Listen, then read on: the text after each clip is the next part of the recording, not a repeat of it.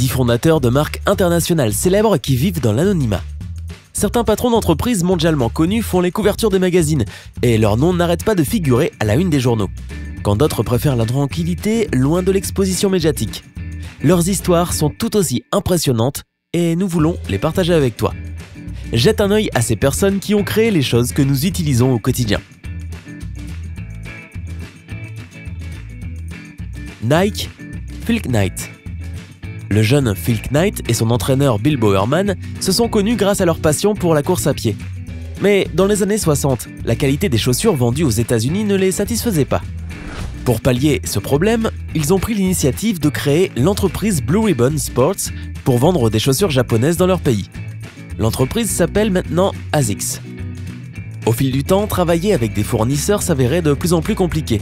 C'est pour cette raison que les entrepreneurs ont décidé de créer leurs propres chaussures de sport. Elles ont été inventées par Bill Bowerman, avec le design de la semelle en forme de gaufre pour améliorer l'adhérence. L'idée lui est venue en voyant le gaufrier de sa femme. En 1978, l'entreprise a porté le nom de Nike et ensuite le logo que tout le monde connaît. Phil Knight n'était pas fan du nom, il voulait l'appeler la 7e dimension. Mais ses collègues l'ont convaincu d'abandonner cette idée. Il raconte toutes les anecdotes qui ont mené à la création de cet empire dans son livre intitulé « Le vendeur de chaussures » que nous te conseillons de lire. Starbucks, Howard Schultz. À l'origine, Starbucks a ouvert ses portes en 1971 à Seattle comme boutique destinée à la vente de grains et d'équipements pour le café. Et c'est en 1987, quand l'entreprise a été achetée par Howard Schultz, le patron des cafés de Cordiales, que l'établissement a commencé à se transformer en un véritable coffee shop. Howard s'est inspiré de l'atmosphère des bars à expresso italiens et il a rendu populaires les boissons à base de café aux États-Unis. Tout le monde connaît le développement de la marque. Aujourd'hui, les franchises Starbucks se trouvent aux 4 coins du globe. Zara, Amancio Ortega. Amancio a débuté son entreprise dans les années 70. Il cousait avec son épouse Rosalia des robes et des blouses dans la salle à manger. Un jour, un client allemand a annulé une grosse commande et le couple a décidé de vendre les vêtements par ses propres moyens. La première boutique a été ouverte en 1975 dans la ville de La Coruña, en Espagne. Les choses sont allées progressivement. La marque a privilégié le concept de mode instantané. Toutes les 2 semaines, de nouvelles tendances étaient disponibles en boutique. Avec le temps, l'entreprise a été renommée Inditex et a ouvert de nouvelles enseignes de prêt-à-porter. Massimo Dutti, Pull&Bear, Osho, Zara Home, Untergo, Stradivarius, Left Eyes et Bershka. D'après Forbes, Amancio Ortega est l'homme le plus riche du monde. Pandora, Per et Winnie Enevoldsen. En 1982, le couple Enevoldsen a ouvert une petite bijouterie à Copenhague où ils vendaient des articles venus de Thaïlande. En 1987, l'entreprise a évolué et Winnie et Per ont décidé de créer leurs propres bijoux. Il a fallu plus de 10 ans pour que la bijouterie Pandora gagne en popularité. En 2000, ils ont inventé un bracelet avec des charms. Les clients pouvaient créer les accessoires qu'ils souhaitaient avec les boucles d'oreilles assorties. Depuis cette période, l'entreprise n'a pas cessé de se développer et le couple Enevoldsen fait partie des personnes les plus riches du Danemark.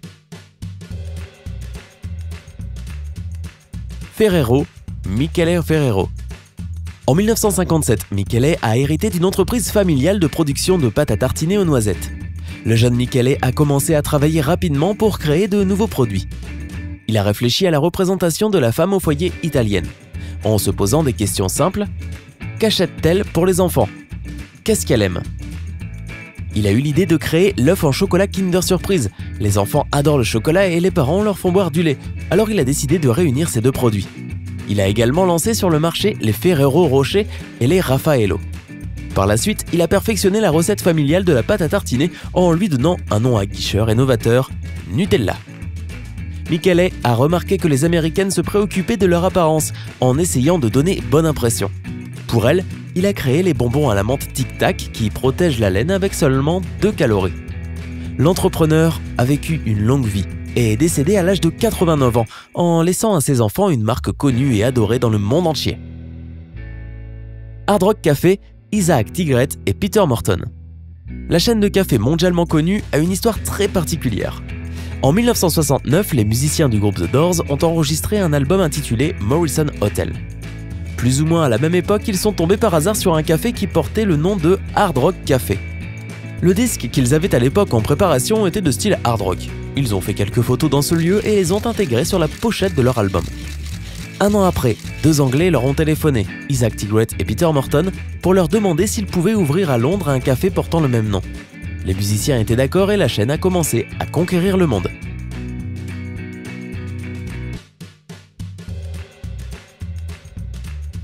Lacoste, René Lacoste. Bien qu'elle soit très populaire, la marque n'a pas été inventée par un couturier, mais par un tennisman français. Lors du siècle dernier, ce sport se pratiquait avec des t-shirts à manches longues. En 1926, René Lacoste a confectionné un polo dans un tissu au point fin avec des manches courtes pour l'un de ses tournois. René était surnommé Crocodile. Il ne pardonnait pas les fautes de ses adversaires. C'est pour cette raison que sur les polos qu'il portait, cet animal était présent, mais ce n'est que plus tard qu'il est devenu le logo permanent de l'enseigne. En 1933, il a arrêté le sport et a fondé une entreprise pour produire des t-shirts de tennis, de golf et de voile. Lego, Ole Kirk Christiansen. Au début des années 30, le Danois Ole Kirk a ouvert une entreprise pour produire des planches à repasser et des escaliers. Mais peu de temps après, il s'est spécialisé dans les jouets en bois. Le nom de l'entreprise Lego se compose de 2 mots danois, leg, jouet, et got, bien. Depuis 1947, les jouets sont réalisés en plastique, et plus tard encore sont apparus les célèbres blocs qui peuvent s'assembler entre eux. Une information intéressante, les pièces sont compatibles dans toutes les variables possibles et inimaginables. Leur forme et leur design ont changé, mais pas leur façon de s'emboîter. Les blocs modernes peuvent facilement s'utiliser avec les premiers qui ont été mis sur le marché, voilà des décennies. L'homme est décédé à l'âge de 66 ans et il a légué son entreprise et sa fortune colossale à ses 4 enfants. Google, Larry Page et Sergey Brin. Google a été créé par 2 étudiants de l'université de Stanford, Larry Page et Sergey Brin. Au départ, ils ont réalisé un travail sur le système de recherche sur Internet et ensuite, en 1998, en se basant sur leurs recherches, ils ont fondé une entreprise et ont enregistré le nom de domaine Google. Son nom provient du mot anglais « Google », qui signifie le chiffre 1 suivi de 100 zéros. La suite, tout le monde la connaît. Instagram, Kevin Systrom. Ce réseau social mondialement connu a été inventé par un autre étudiant de Stanford, Kevin Systrom. Le jeune homme était fan de photographie et il a même voyagé jusqu'à Florence pour connaître cet art de plus près. Son professeur lui a montré un appareil photo Olga qui prenait des photos carrées avec des distorsions de style rétro. Après un certain temps, Kevin est parvenu à intéresser les investisseurs et, avec un autre étudiant, Mike Creifer, ils ont commencé à développer leur propre dispositif de photographie. Les concurrents étaient stupéfaits, car il fallait trouver quelque chose d'unique et de facile à utiliser. Kevin s'est souvenu de l'appareil photo peu cher de Florence et s'est inspiré de lui. C'est de cette façon qu'est né le filtre X Pro 2. 2 ans après son lancement, l'application a été rachetée par Facebook pour $1 milliard. Instagram est devenu bien plus qu'un simple réseau social. Que tu aimes ou que tu détestes cette application, tu ne peux pas passer à côté.